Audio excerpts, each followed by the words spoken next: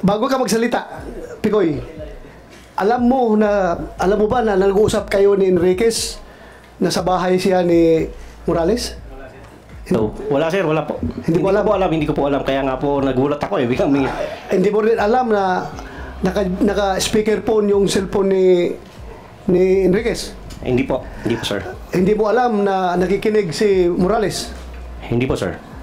So, that explains the no holds barred na pagsasalita mo. Yes, sir. Yes. Pati patayan, binabanggit mo na eh. Yes, sir. Na papatayin si Morales, sasagasaan lang yan, hindi na yan babarilin, at maraming paraan para patayin.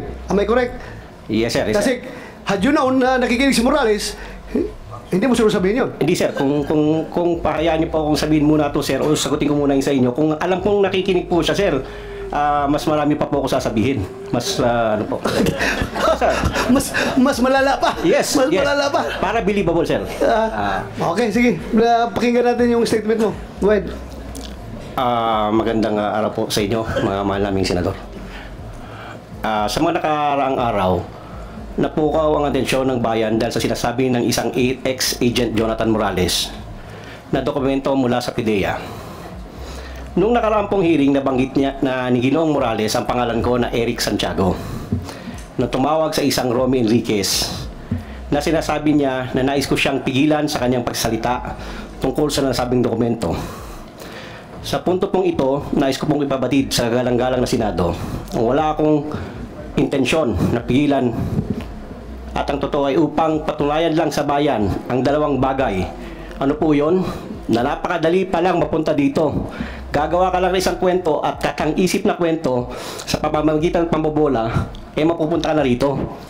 Pangalawa, na upang pabulaanan at bigyang kalinawan ang mga bagay-bagay na sinasabi ni ex-agent Morales sa pamamagitan sa pagpapakita ng mga dokumento na dala ko. Siyensya na sir, hindi ako sanay magsalita sa maraming tao. Panglubog lang sir eh. Please continue. Gusto ko rin gamitin ang oportunidad na ito upang humingi ng taus-pusong paumanhin sa mga taong walang kinalaman sa aking plano, ngunit alam kong grabing naapektuhan dahil sa paggamit ng kanilang mga pangalan. Unang-una po, kay paring Romy, pare, pasensya na, nasama ka dito. Pero I have to do this eh. Pangalawa po, sa pangalan ni Ginoong James Kumar, kung asan man po siya, pasensya na po. Sa nasabi ko po na dokumento, ipakikita ko pang magbigay dagdag linaw sa sinasabi ni Expedient Morales.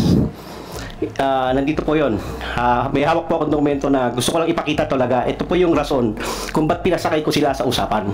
Para makapunta lang po ako rito at may presenta mga dokumento sana na magbibigay linaw sa mga sinasabi ni Agent Morales. Ano yung sabi mo, pinasakay? Yes sir, pinasakay. Parang dalawang ang gusto kong patunayan sir eh. Magkwento ka lang, makakarating ka na rito.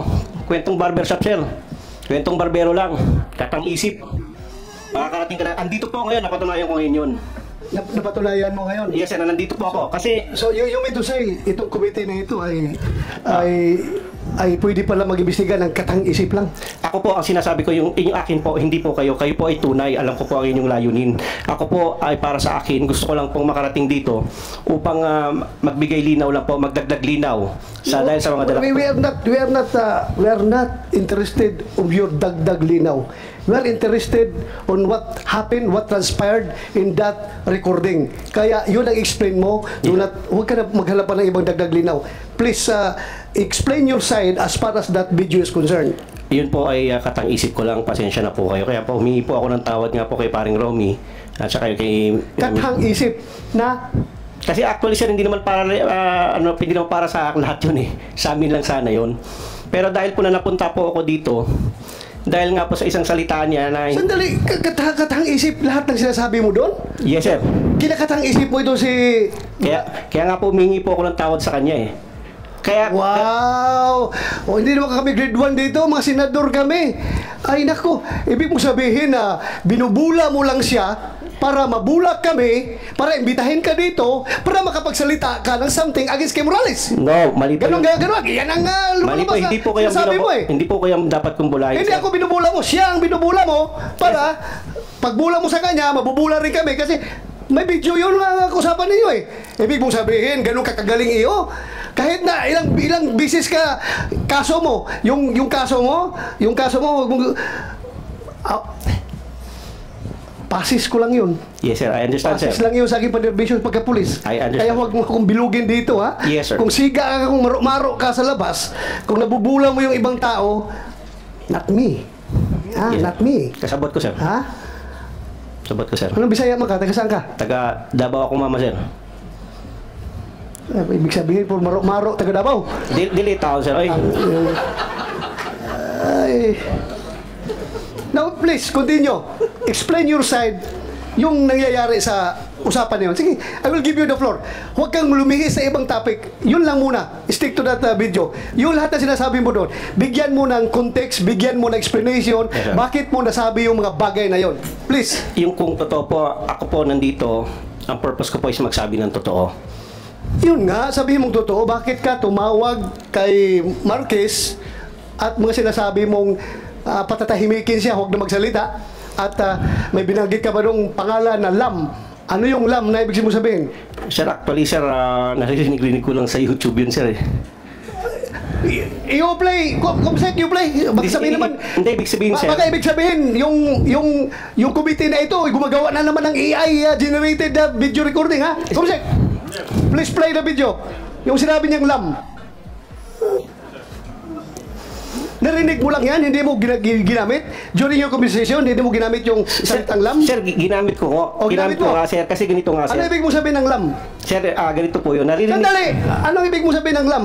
Sinabi mo, binanggit mo. Yes, sir. Naririnig ko po sa YouTube lang yan. Yung Lam, si First Lady, si James. O kaya nga, bakit mo nasabi yung Lam na yun? Para pasakayin nga po sila, sir. Kung gusto niyo pong malaman ng totoo. Pasakayin. Opo, para papasakayin lang po si Romy at si Agent Morales, sir. Hindi mo nga alam na nasa bahay ni Morales si Marque Enriquez. Ganito po yan, sir. Si Romy kasi, pag matri-trigger ko siya, alam ko na makakarating kay Morales yan. So anong purpose mo? Anong agenda mo Ito dito? nga po, sir. Anong motive mo? Bakit mo siya iti-trigger? Sige nga. Gusto ko po kasi may mga dokumento po kasi kung dala. Kasi sir, kung napapagod na po kasi ako sa paulit-ulit na sinasabi nila, alam ko naman na mas may explain ko, sir. Dahil sa mga dokumentong dala ko. Ano yung mga dokumento na mo? Pwede ko ba ipakita, sir? But before you show that document, explain your side. Bakit mo sinabi yun? Huwag mo kaming bulahin, ha? Yes, sir. Ha? I will cite you in contempt directly kung sinungaling ka dito, ha? Sabot ko, sir. Huwag Sabot. mong dalahin sa bula-bula. Kasabot ko, ha? sir. Sabot ko. Kumsik, i-play mo nga yung may sinabi siyang Lam. Huwag mong sabihin, bula mo lang kami dito. Wala pong ganun, sir. Sige. Okay? Kasi nga yung baba, ha? Hindi, ganito, pakinggan mo na ko yan. Ganito ko yan. Nung pumutok yan, okay? Huwag kang kaya nga ganito, padre. Kaya kung Narinig natin dyan na voice recording at saka yung nilagay ni Morales na yung line dyan na nag-interpret kung ano sinasabi. Totoo, the same as you have heard as your conversation with Santiago? Mr. Senator, the video speaks for itself. Okay, correct. Yung narinig mo dyan, totoo. I confirm, sir. So, do you confirm na pinapasakay ka lang ni Santiago? Binubula ka lang yan? Well, knowing Eric Santiago, even during our Napolcom days, hindi ko po makuha, malaro po siya. Malaro po siya, malalim. Malalim babaw nga eh. Malalim. Ang babaw nga eh. Hindi po. Pati kami, papasakayin niya. Hindi babaw mo. Ikaw, nalalaliman ka sa ganung style? Well, that is per my assessment. Kasi may mga statements po siya na Bagang malalim sa'yo yung tao na mahilig pumatay kuno, mapapil-papil. Yan ang lalim sa'yo? no, Malaliman Your ka niyan? Honor, no, Your Honor. I've been with him with Napolcom for almost 5 years. So you confirm na yung narinig natin na video recording at saka yung nilagay ni Morales na mga wordings doon, Narinig mo yan during your conversation with Santiago. Yes, Mr. Senator. Do you confirm or deny? I don't deny. Para po sa Hindi, yung sinabi niya na binubula ka lang niya. Well, Para daw makapasok siya dito sa Senado at makapagbulala siya ng mga record na hawak niya against Morales. Mr. Senator, I cannot accurately answer what is his intention. That is his intention. Pero with all sincerity, do you think yung usapan niyo, binubula ka lang niya, pinapasakay ka lang niya, taga-DOJ ka eh. Huwag mo sabihin, Expedia agent ka. Huwag mong sabihin, ganun ka kababaw. Well, Mr. Senator, knowing him, perhaps that is his intention. Pwede kang mabula niya. Well, vulnerable po ako pagka sa kaibigan. Pagkakaibigan po, walang masamang tinapay. I cannot judge a person based on his past. Just like Kuya Jonathan Morales. Who am I to judge? Meron din po ako mga imperfections. Okay? Okay, so... Yun po yung aking posisyon. Kung binobola niya ako, mali yan. That is not my intention. Even po yan, nagtampo ako sa'yo. Eric Santiago, kung nambubula ka, bakit dinadamay mo pangalan ni Lam? Sir, para po makatotohanan ang istorya. Para makatotohanan. Kasi hindi ko po pwedeng bulahin si Romy kung hindi ako babanggit ng mga keywords na magri-ring sa utak nila, sir. So anong purpose mo bulahin siya? Siya lang, sir. Siya lang. Bakit mo, anong purpose mo bulahin siya? Kasi para ipatawag kita dito.